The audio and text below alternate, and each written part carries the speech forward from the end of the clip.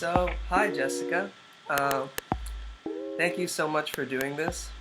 So welcome. I just want to ask you before we begin if I have your permission to record this for the Theater Without Borders YouTube page. Absolutely. Just stop me if I start using profanity and remind me that we're recording. All right, now, so I'm so grateful for having this opportunity to speak with you, and I hope that the people listening to this will also gain some new insights into theater and motivation and empowerment. Let me tell you a bit about myself. My name is Sumedh Chatterjee, and I'm a senior at Bennington College at the moment. And I'm originally from India, but I grew up in Switzerland and Thailand, so I'm a, I'm a citizen of the planet, you could say. And I'm interested in using theater as a motivational tool, and a tool specifically for empowering others and having that transformative power. Of course, I'm an intern for Theater Without Borders, this fieldwork term in sunny California. And since you're described as a modern day shaman by the LA Times and a referral from my site supervisor Roberta, I thought, why not reach out to the people who would benefit my journey and help many others in their life's journey along the way. So let's begin. Okay, well, before we begin, just because I'm very geographically based Mm-hmm. all in the world myself, I want to ask where in India and where in Switzerland? I'm from India, Calcutta. Yay! Really? that's my India. Yes. Yeah. Yeah. I know you have some experience with the Theater of the Oppressed in. With Jana Sanskriti, and I Yeah, spent a lot of time, and I'm going back there for an extended period next year. So that's that, fantastic. I was told to check it out too, so yeah, I will do that. we will talk more about that because Yeah. you definitely should. And then in Switzerland, I've also lived. So is it German or French? French mostly. I was in Geneva. Then Nation, which is nations, which is linked to the United Nations. That's wonderful. Well, Um, I lived in the German part, so it's slightly different. Okay, thank you. I'm constantly loving, as you can see, my I don't know if you can see, but in my office there's a giant map of the world, and I'm constantly I feel like I my body's in New York, but my heart and soul are all over the place. So, yeah, begin and ask me anything, and if I talk too much, tell me to stop and redirect me because I get excited by people like you who are doing the work that I well, I see you have a lot of books. That's great. I'm starting to read a million books myself, so that's great to see that you have an array of books in the background there. love. Um, There's a few that are extraordinarily important to me that I can recommend to you. mhm. Um, but we can talk about that later. But definitely, if you are, you know, pursuing a life of socially engaged theater, of theater as a vehicle for change, or as Roberta calls it, if you're a thoughtful practitioner, somebody who's actually working to shift the world through art. There's a reading list of things that Yeah. I have come to understand. I also just got my doctorate about a year ago and finished it about a year ago in theater as a vehicle for social change. So I have bibliography if you're interested and can recommend many things. That's great. So, how did you start this journey into theater and social change? Mm, wow. Well, interesting. Okay, so I will say that in on March 12th, I'm doing this marathon of Emma Goldman plays about Emma Goldman. I don't know if you know who she was. Unfortunately, many younger people don't. She was a Russian anarchist, revolutionary who believed in everything from free love to fair wages to birth control. I mean, Yeah. she was really in the turn of the 20th century, one of an icon for women's rights, for workers' rights, really.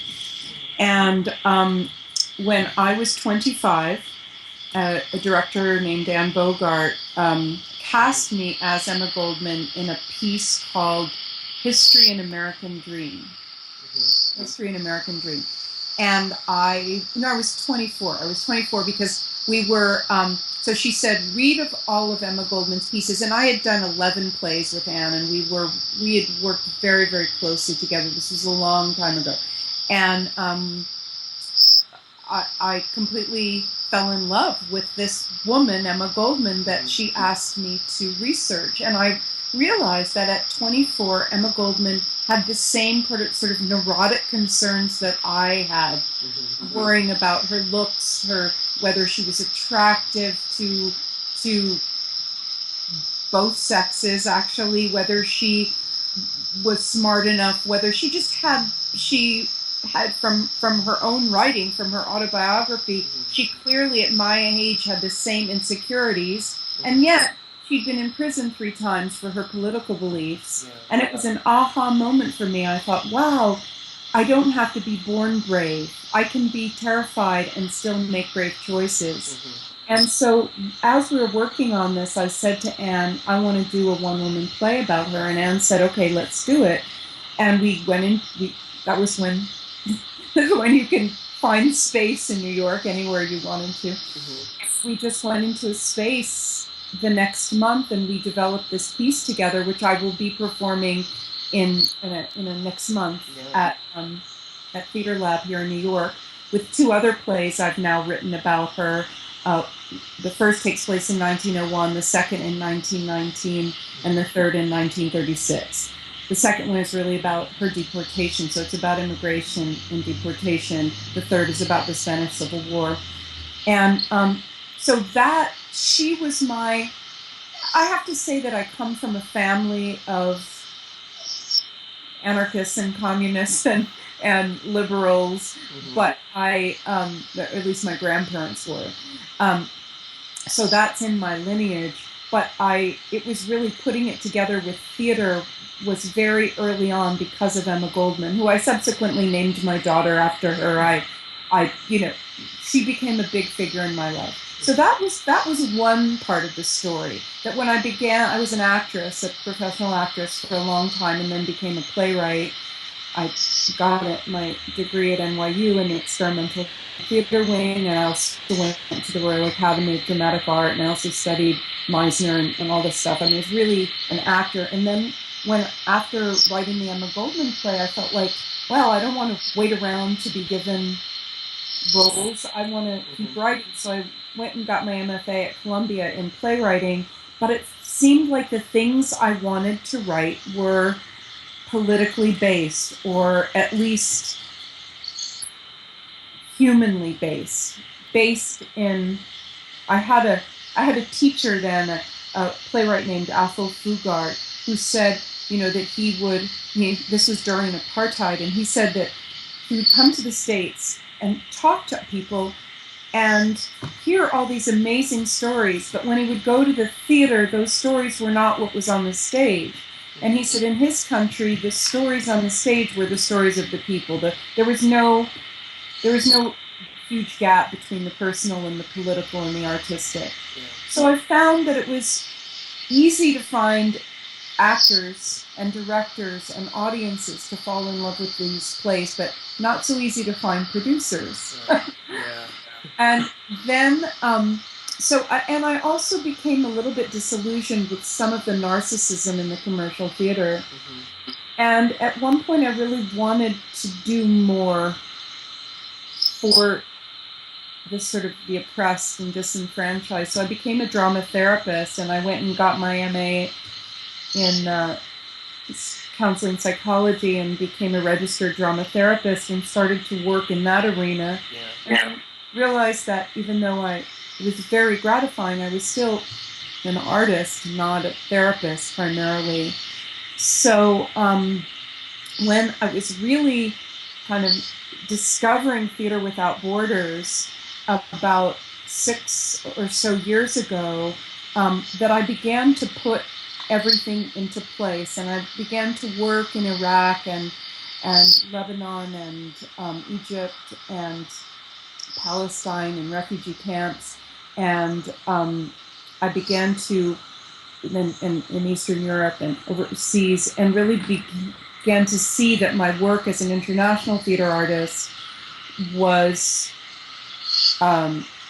useful and made sense in a way that it was hard to have it make sense in the professional theater world in New York. And then I began doing, teaching a lot of workshops. One of the things, if I was pointing the other way, you would see some of the people that I live with. So I'll turn around, and I don't know if you can see some of those people. So I started building puppets and working with puppetry in conflict zones. And the way these puppets are built, they have brains. So people start by building the brain of the puppet and then build the puppet around the sort of inside soul or brain, which is a kind of therapeutic process. So that took me. What do you mean by the brain of the puppet? Well, I would take I'll give you an example. There's a whole bunch more over here. So, for instance, this lady won't come out. Let's see.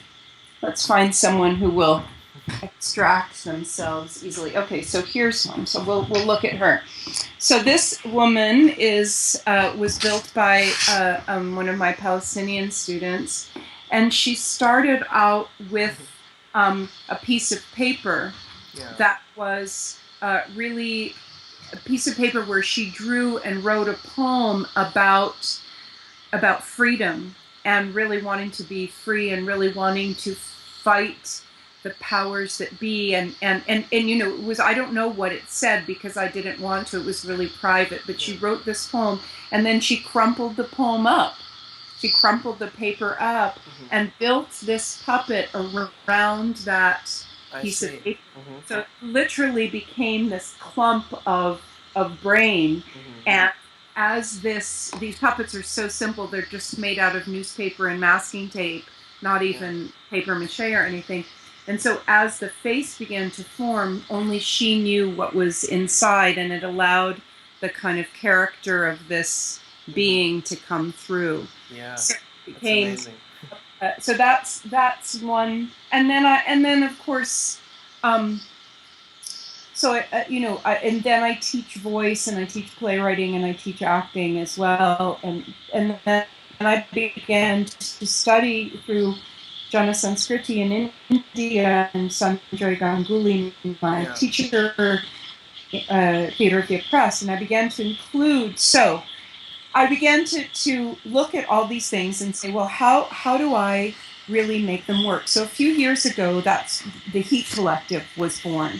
And the H.E.A.T Collective, H.E.A.T stands for Healing, Education, Activism, and Theater. So that's drama therapy, scholarship, and all my work in the schools. I had a youth theater company for 8 years. Activism, which is Theatre of the Oppressed, and then true, excellent artistic theatrical skills, pure theater skills, and combining those four things.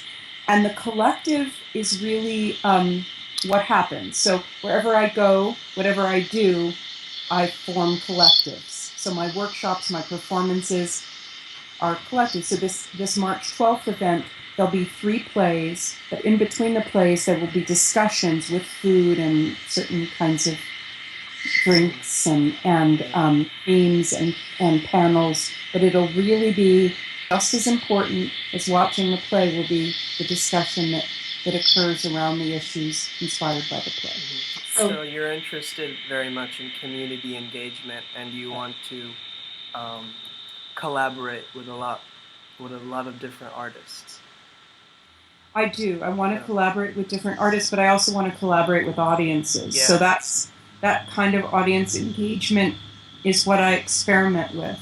With Theatre of the Oppressed, it's a very clear form of audience engagement.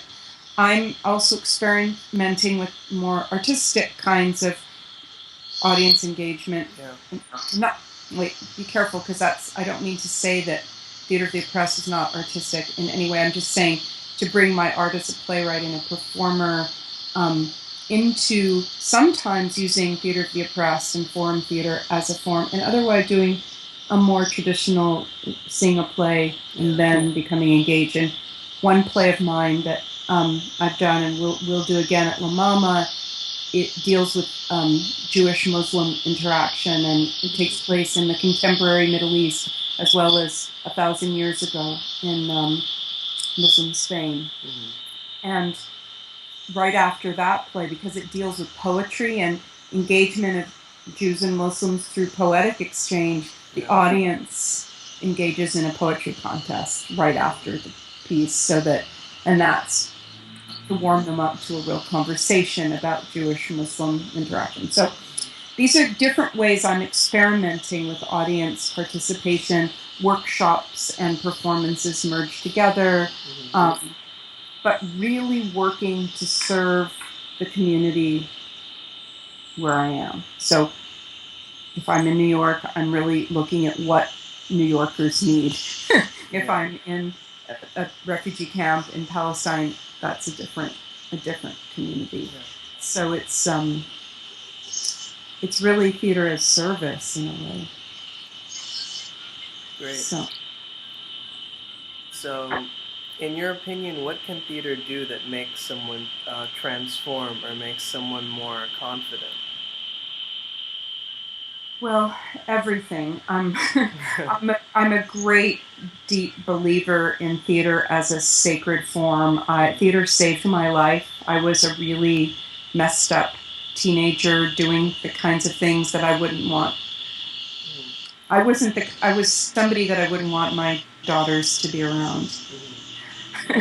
So I literally, my life was saved by a very simple form of improvisational theater that made me realize I had something to offer.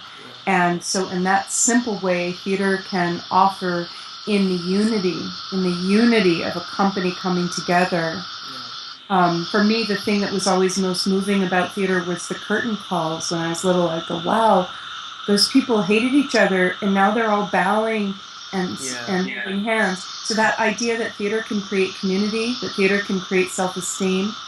And then, as John Paul Lederach, which is one of the books I would recommend, talks about, there's a moral imagination where we can imagine peace prior to working on it. So before we can go in and negotiate peace, we must imagine my grandchildren and my enemy's grandchildren together. And theater is the fertile garden of the imagination, and it helps to imagine, even in legislative theater, in Theater of the Oppressed, you imagine ways of changing the world.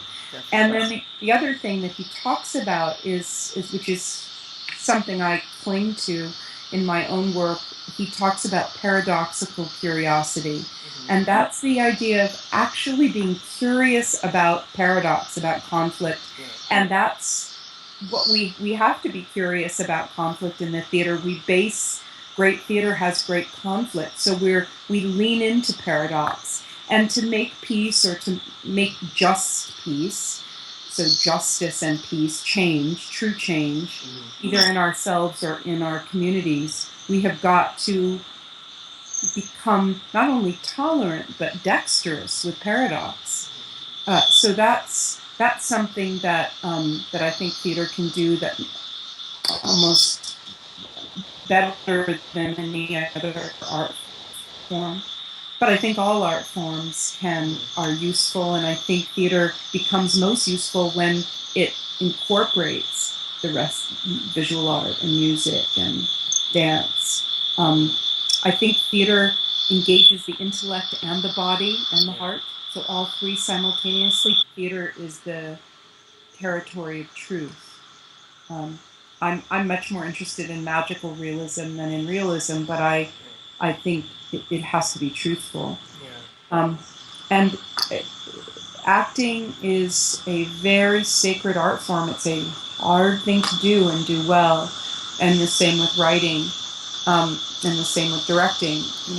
I see this as a high art and a low art all mixed into one. It's for everyone, but I think that it needs to be viewed with a certain amount of reverence. I think I use the term divine mischief,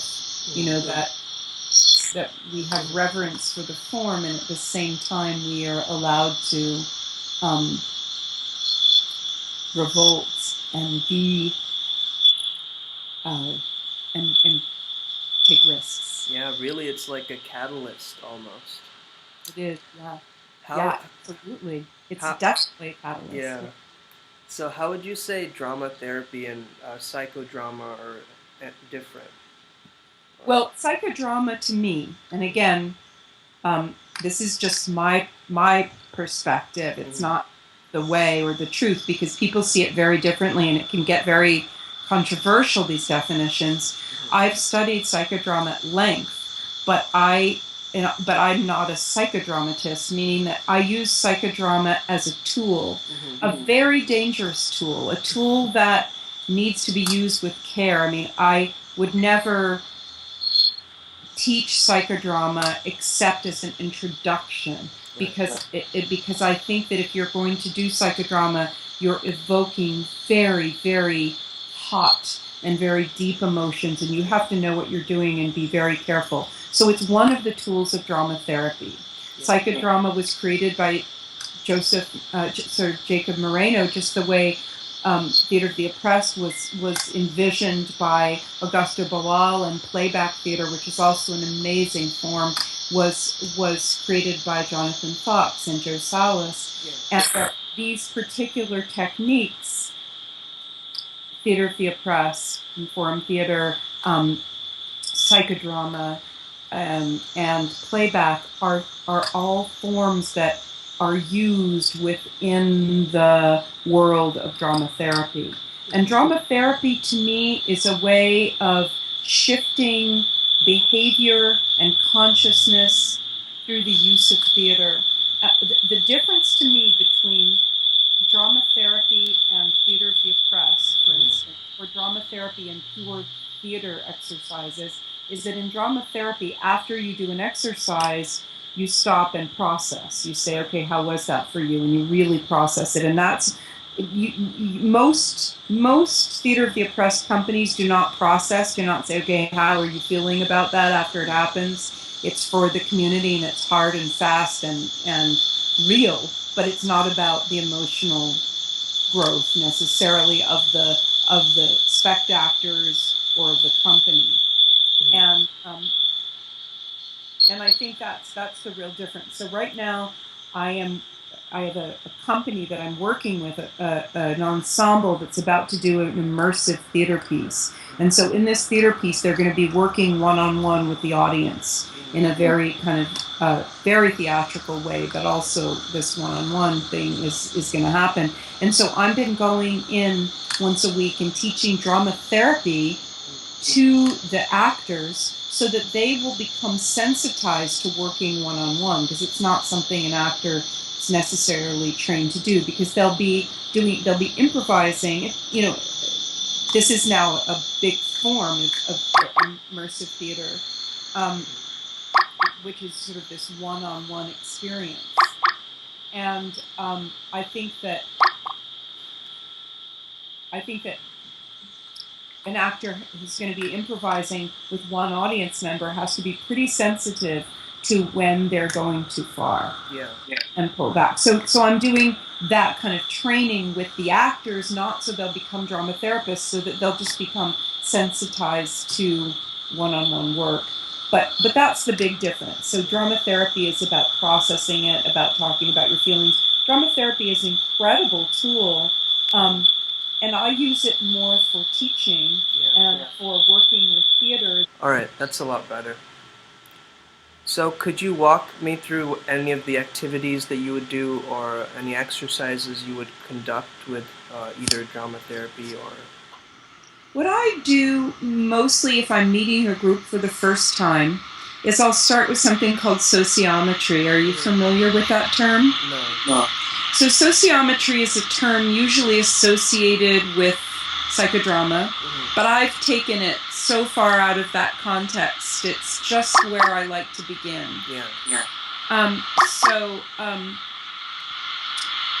I will, for instance, one of the easy things to do if I don't know a group is I'll stand in the middle of the room and say I'm in Los Angeles, where you are, where I used to live, and I'll stand in the middle of the room, the studio or rehearsal space we're working in, and I'll say, okay, I'm going to hold Los Angeles as the center because that's where we are. So everybody let's figure out where north, east, south, and west are, and we figure that out. And I say, okay, where are you from? Whatever that means to you, where are you from? Go stand on the map of this room based on where you are. And it's very funny because somebody who will say they're from San Francisco will go way far up north to the end of the room, so there's no room for anyone from Canada. So it's very interesting. Then we have to readjust, but we find ourselves and get to know each other. Then I say, pick mother, father, where were those grandparents from? And let's move around the map of the room again. And then, is there anywhere in the world you'd like to go work, or that you feel needs a particular burst of energy? And we keep moving around the map. Then I'll say, okay, we've warmed that up a little bit. Let's take a diagonal, and let's say that on one end of the diagonal is the worst day of your life, where you wake up and everything goes wrong, and I'll get into that and be very funny and dramatic, stepping in dog do, breaking up with your lover, hitting all the red lights, getting bill collectors coming to your door. The other end of the room, it's the best morning of your life. Somebody proposes great love to you. There's flowers on the doorstep. All the lights are green, etc. Now go stand on a diagonal, on a continuum of where you are right now, today, on that line, and people go move their bodies. And then I go down the line and talk to each one, going back and forth, not in order, but I go all over the room, and I ask people to listen. And then from there, we'll get into other sociometric relationships, like 3 different creative modalities of working that I work with an approach to acting called the 3 paradigm approach to acting, which is, I can get into, but it's a little bit long.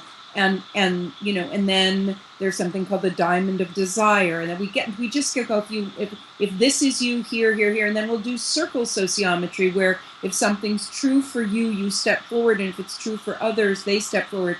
And then we will finally, I'll say, we'll do this for about 15 minutes, and I'll say, okay, if there's someone in the room that, just based on what you've learned in the last 15 minutes, that you think could help you climb a mountain that you just can't climb, really tall hiking trail, and you can't, get that person, put your hand on your heart when you got them. Okay, everybody's hands on their, now when I say 3, go touch that person with put your right hand on their shoulder.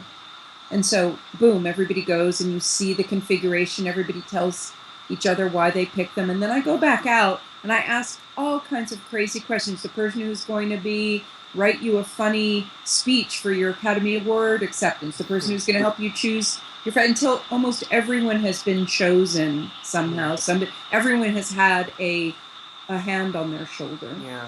And then by then, we've kind of built a community, just physically, by sharing things that we would not have shared if we'd been sitting around. And then I will really get into the work. And one of the things I do almost always is teach my voice progression. And my voice progression it's a voice warm-up which goes from breath to sound to resonance to articulation to projection, but it starts in a very meditative space.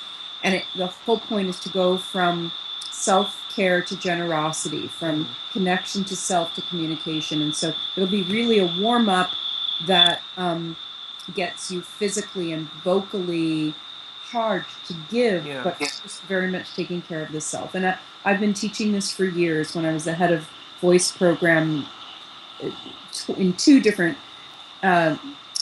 theater departments, when I was a tenure track professor, I developed this because I saw that actors just didn't know how to warm up their voices. Even if they had great voices, they didn't know how to take that agency to warm up. So it became this thing where how can I become redundant quite quickly? So how can I empower actors to know how to warm up their voices?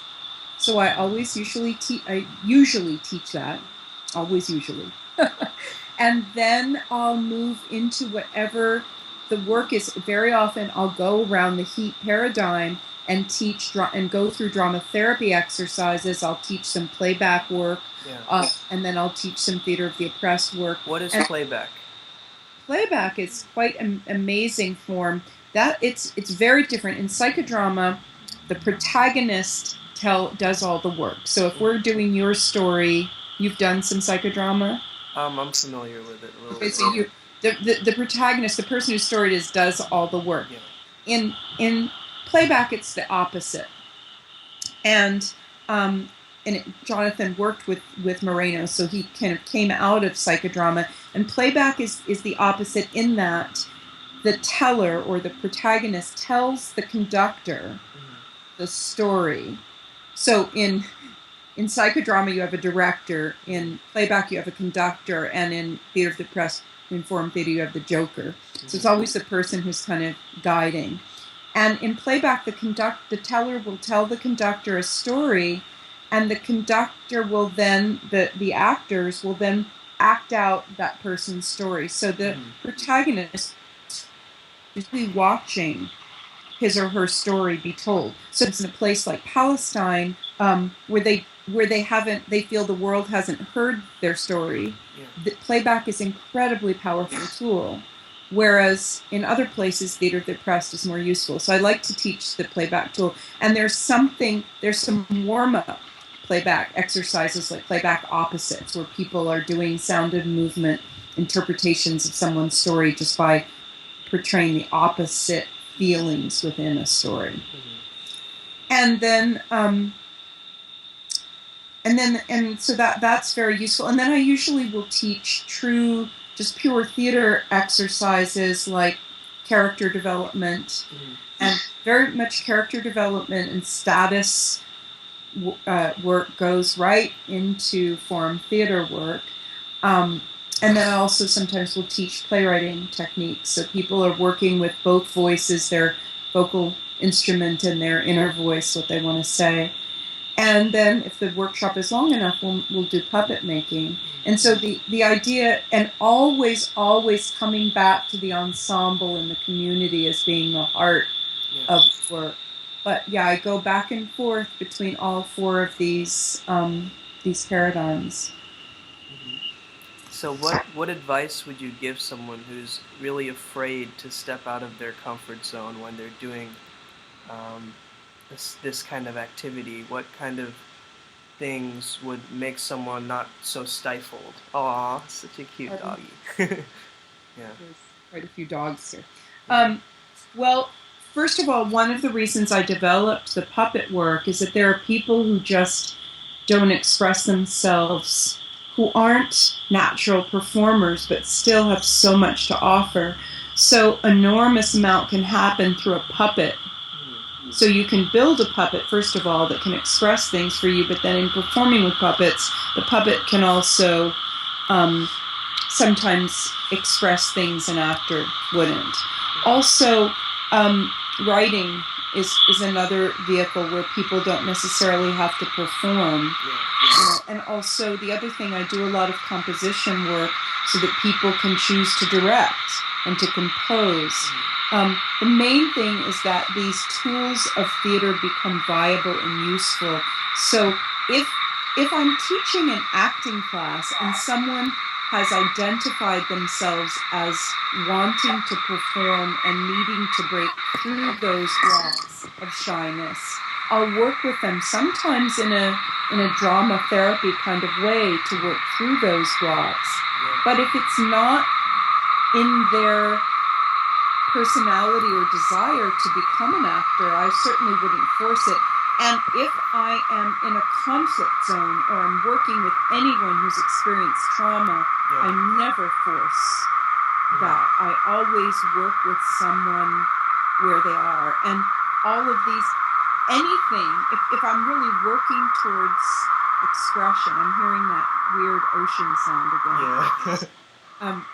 If I'm really working towards the goal of art being a vehicle for personal and social change, then I don't have an agenda of making a great piece of theater. I can say, you know what, let's draw this. Let's dance this. I shift the modality so that their form of expression suits their need. Yeah. And then another part, I did a workshop in Prague recently where I just did this for a few very intensive days, taught all these tools, and now they're bringing me back to teach a more advanced workshop. The students themselves are gathering to bring me back into the same theater so that we can then make a piece of theater using these tools. And so then when we're making a piece of theater, and that's the choice of the group to do, then I'm going to look at beauty and excellence and performance, and I'm going to look at it in a different way. Because if you've chosen to perform, then we need to honor the art form. Yeah. We need to really make it good theater. But in terms of using the tools developmentally or experientially or therapeutically, then I don't think about outcome, and I certainly meet people where they are. But sometimes, and it's really, that's that sensitizing thing that I'm trying to teach this group of actors. Sometimes a person wants to get bigger, wants to be more expressive, wants to perform, and there's something blocking. And a teacher, after you've been teaching so many years like I have, you begin to know, if you're listening, whether that's the circumstance, whether this person needs and wants to be pushed to express, or whether you're working with someone who needs something else. Yeah. So you can kind of tell after a while if you've been teaching. And so what are a few resources you would recommend to someone looking to gain insight into becoming a better leader or a better communicator? Well, you mentioned, I'm not sure I answered your question earlier when you said advice. I think I'm not sure. And advice and resources are similar. One thing is to be very clear about what it is you want to do. So, it's not about taking this work into the world and helping people, because, as you know, there are so many rich cultures and communities around the world that could help us in the developed world who are really struggling philosophically and otherwise. So that the one thing is to be true to yourself. So that's my advice, is for everyone to really be true to themselves. We, in one of the workshops, one of the tools I use is this thing called the big ass idea, where I ask students to come up with an idea for changing the world through theater, through art, and to not spare any expense, to think big and to be visionaries, but visionaries absolutely true to their own heart and their own sensibility. And then we work from there. So in terms of resources, I would say the main resource is community. And I think that I'm hearing the ocean again. Sorry, what was the last word you said? Community? The community. So the work that I know that from what Roberta tells me, that you're planning to do with this mapping and this wonderful way of unifying people globally through Theater Without Borders, that's one incredible resource to become connected to a global community of thoughtful practitioners. So that's an amazing resource. The first resource I mentioned is absolutely rigorous truth about what one's own dreams are, and skills and desires, and what someone wants to get better at, what someone feels their asset, what they have to give. And so to really be self-reflective. Secondly is the global community. Thirdly, there's a book list of important books around art and change. And too many to list. I mentioned John Paul Lederach's book, The Moral Imagination. I have a book up here that I just was re-looking at called Courageous Resistance, which is just a kind of study of all the people who have resisted courageously in various acts of human rights. I get inspiration from a lot of different poets and playwrights, but I think, and also artists, visual artists and musicians. I think that's another thing I would say to any theater artist who wants to pursue a more socially engaged form of art, is to really look at all the arts and begin to become inspired, and to then be inspired by one's own culture, and to really learn. I think cultural competency comes from deep study of other cultures, and not. I think right now it's interesting. We are so frightened about cultural appropriation in this country, and I think one of the reasons we're frightened by it is that people have been sort of glomming on to pieces of culture without reverence, without really studying this. And so now we're almost afraid to learn about each other because we don't want to appropriate a culture, and at the same time, because people were appropriating it without study, now we're almost afraid to study. So I think we have to be curious about each other, and really ask and really listen. I mean, there are endless resources, but I think the most important resource we have is each other. And I was recently I was asked to speak to a group of practitioners, theater practitioners in Zambia, in Africa, who are having a conference, and I was Skyping from here, and they were asking questions, and I work with something called artist safety, where I work with Free Dimensional, and now I started another website, which is struggling, and that's another issue of getting volunteers to come and work with me on this. But it's really about.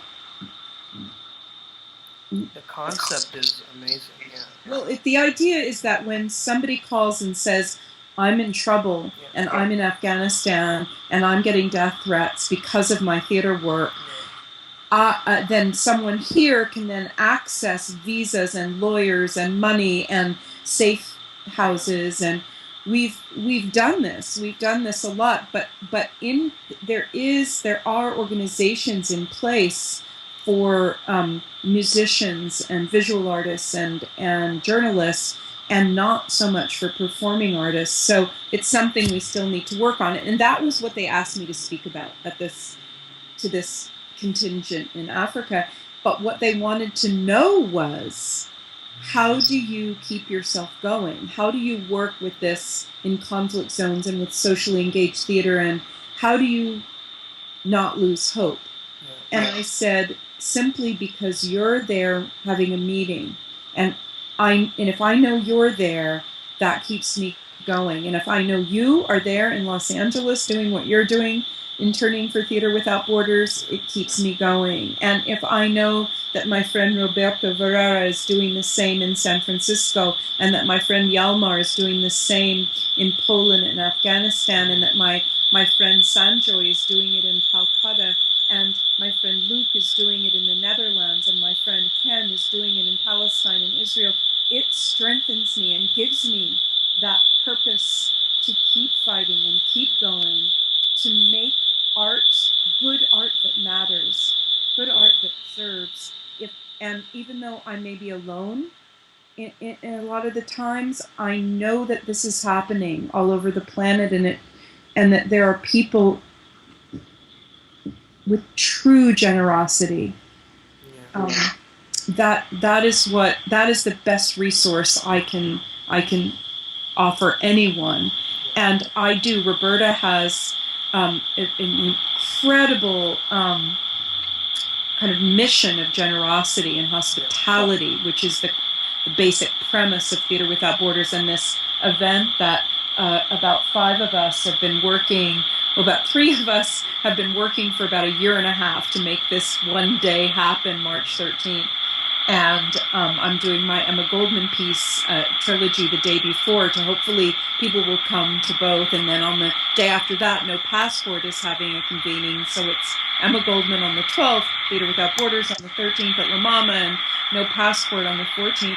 And this convening of Theater Without Borders, which is also a completely free event, is happening because I think we felt like it is great to be this global community, but it is hard to be consistently virtual global community. And it is wonderful now and again to come into the room together, to talk in the room together, to bolster each other and be a physical community in real time and space. So, and that could also be generational. It may be that your generation can really be sustained with virtual community, and old fogies like me need to like smell and touch people.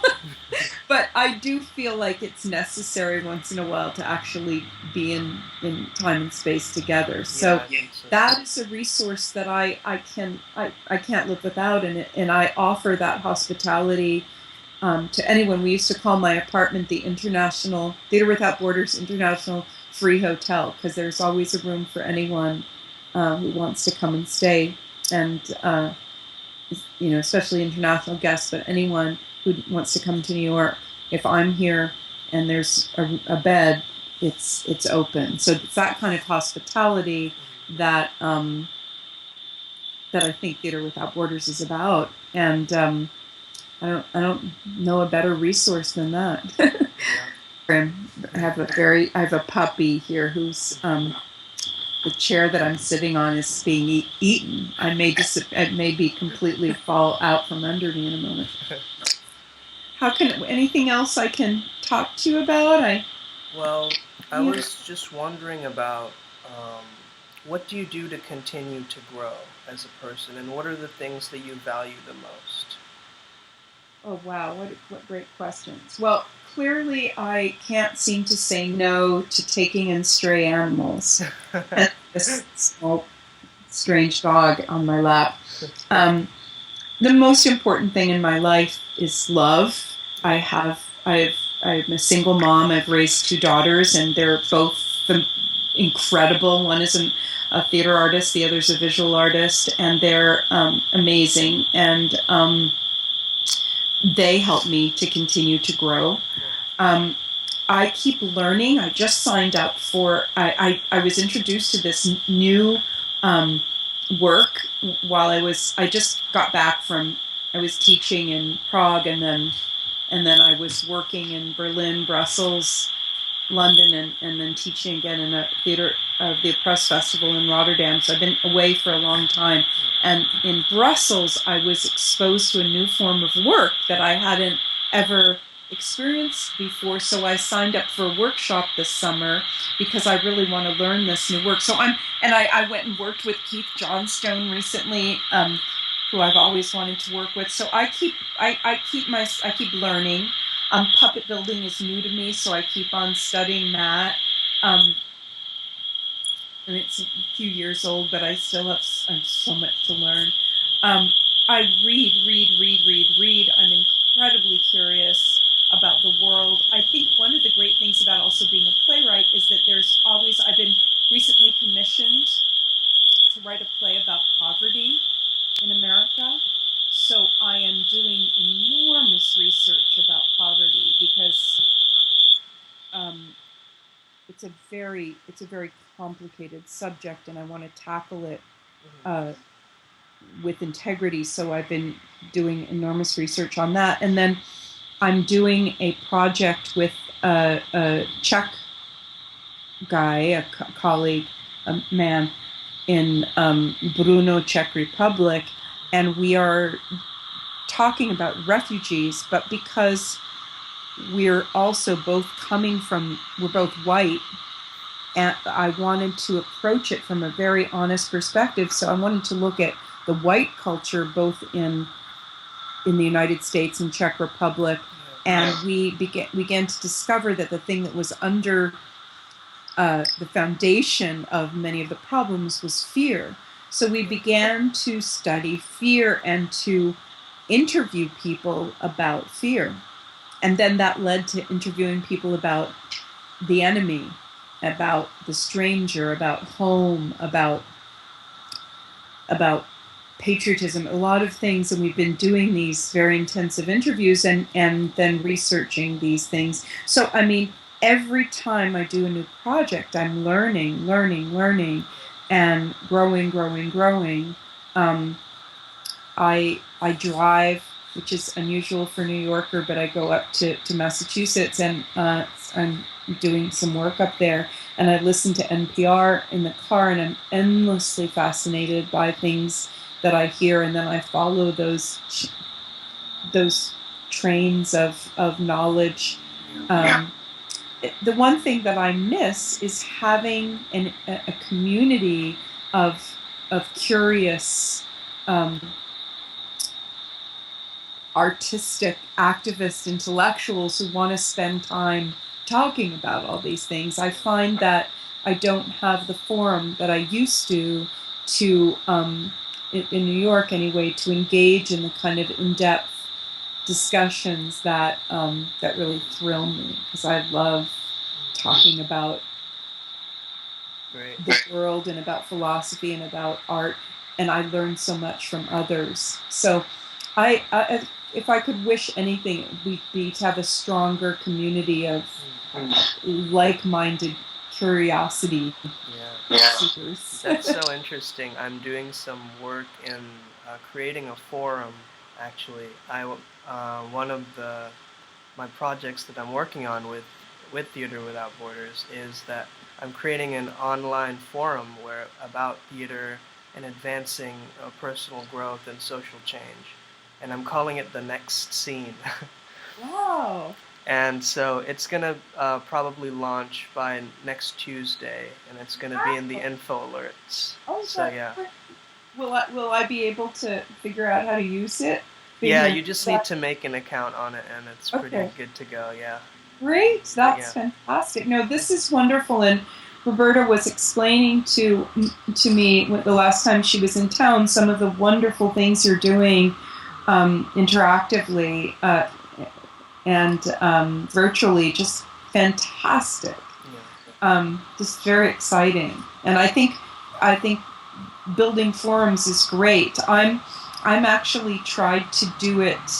I tried to have a meetup. You know, there are these things called meetups here, and I tried to do a socially engaged theater meetup, and two very strange people showed up at my apartment. Really nice people, but not necessarily wanting to talk about socially engaged theater. So I think I'm having dinner parties with the perspective of discussion and interaction, but we need it. And it's great that you're doing it, and it's wonderful.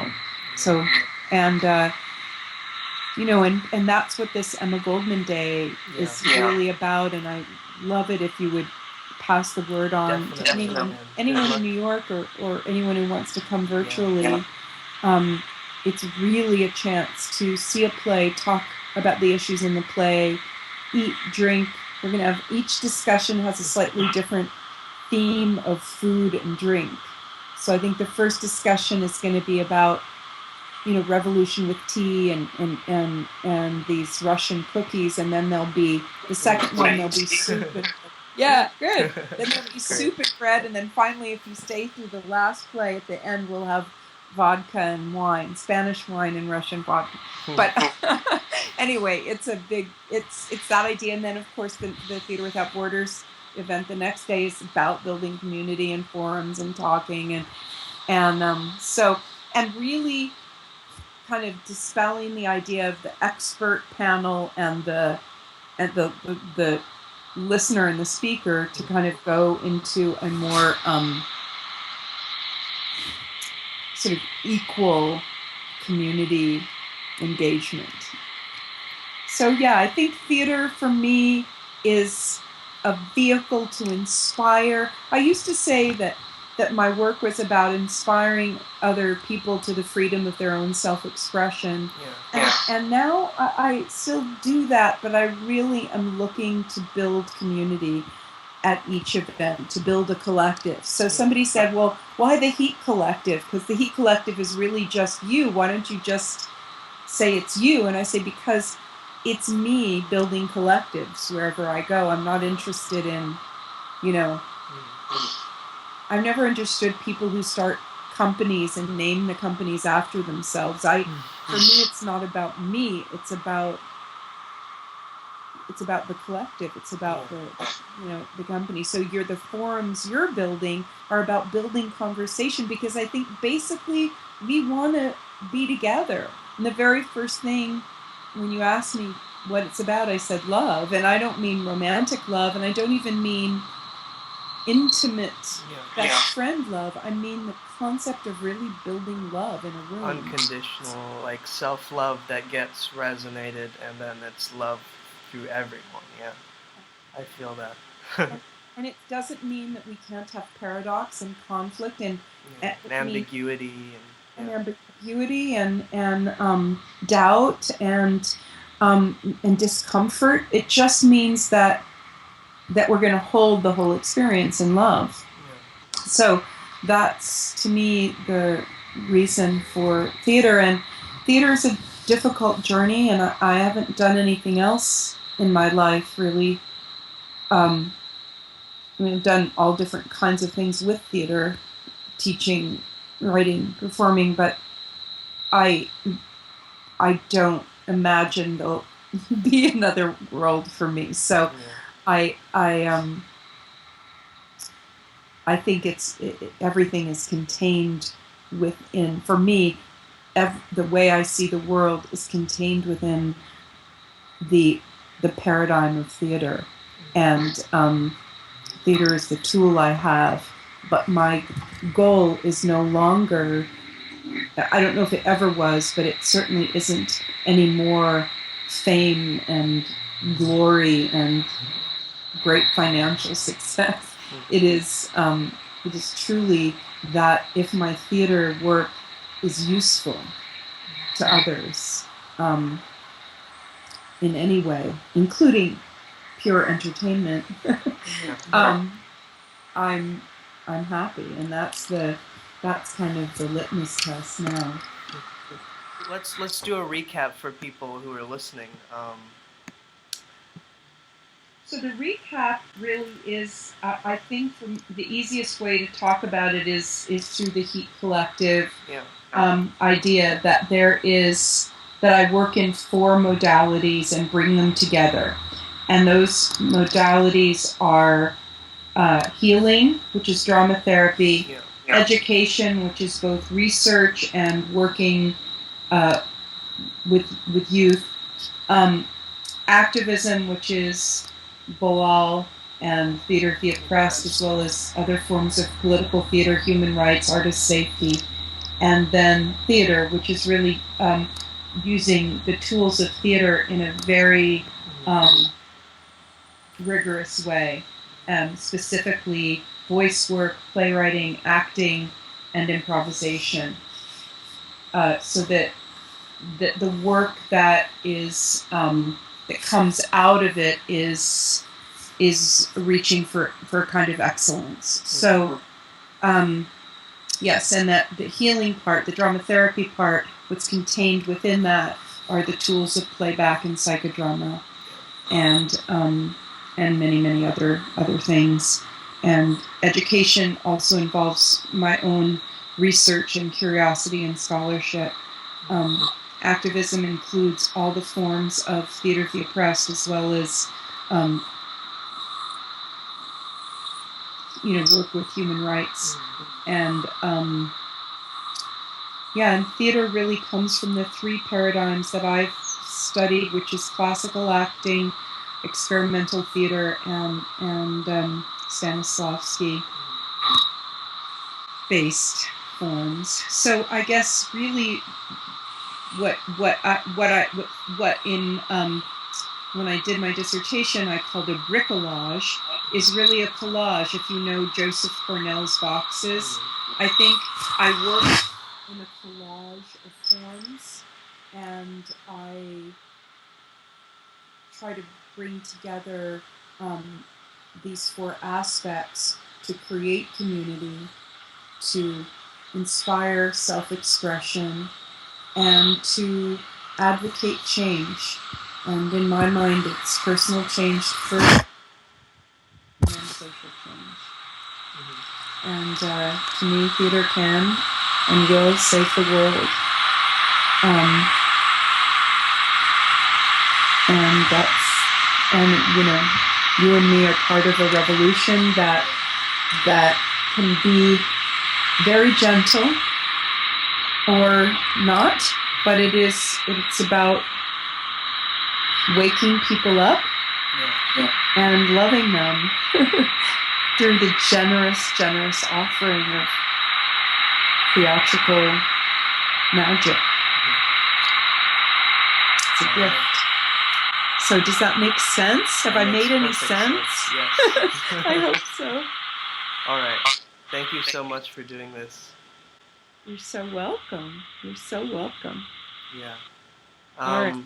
And do you want people to get in touch with you? I can give your contact information on the video too, or... Sure, yeah, either through info@heatcollective.org. One way of reaching me through the Heat Collective website, or through my own email, which is just jessica.litwak@gmail.com. I also have Jessica Litwak at theaterwithoutborders.com. I have a Theater Without Borders email. And also my own website is just my name. So there are many ways of reaching me, and I welcome anyone who wants to explore any of these ideas. All right. Thank you so much. And I'd love people to come on March 12th to Theater Lab on West 36 from 2 p.m. to 10 p.m. It's all free. All right. All righty. Thank you for being so generous and kind and loving.